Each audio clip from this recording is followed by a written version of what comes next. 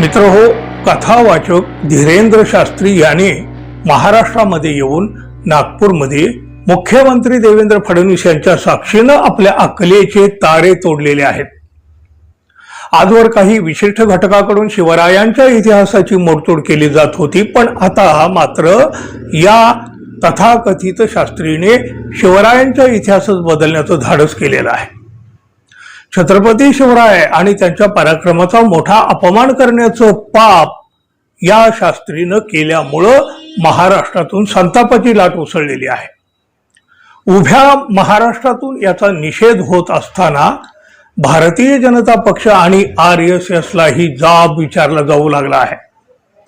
आणि अशातच देशाचे माजी सरन्यायाधीश भूषण गवई हे सुद्धा या शास्त्री बुवाच्या वादात सापडले आहेत.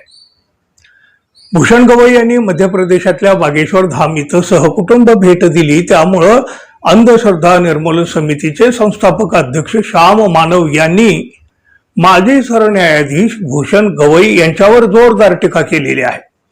सरन्यायाधीशासारखे सर्वोच्च पद भूषवूनही भूषण गवई धीरेंद्र शास्त्री पुढे नतमस्तक होत असतील, तर आता भूषण गवईंनी डॉक्टर बाबासाहेब आंबेडकरांचा वारसा सांगू नये असं रोखठोक मत प्राध्यापक श्याम मानव यांनी व्यक्त केलं.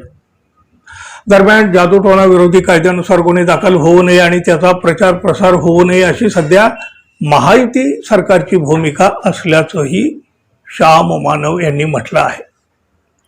जादूटोणा विरोधी कायद्याची योग्य अंमलबजावणी झाली पाहिजे असं सुद्धा त्यांनी पुन्हा एकदा सांगितलं आहे.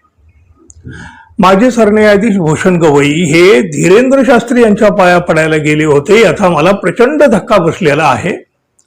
भूषण गवई म्हणतात की मी आंबेडकरी विचारांचा आहे, आंबेडकरी विचारांचे मी दूध प्यायलो आहे. पण ते जर धीरेंद्र शास्त्री महाराजांच्या पाया पडून आशीर्वाद घेत असतील, तर आता तुम्ही यापुढं डॉक्टर बाबासाहेब आंबेडकरांचं नाव कधीही घ्यायचं नाही. तो अधिकार तुम्ही गमावलेला आहे असं सुद्धा श्याम मानव म्हणाले. धीरेंद्र शास्त्री यांनी अनेक वेळा वादग्रस्त विधानं केलेली आहेत. कालच त्यांनी नागपूर येथे छत्रपती शिवाजी महाराज आणि समर्थ रामदास स्वामी यांच्याबद्दल वादग्रस्त असं वक्तव्य केलेलं आहे.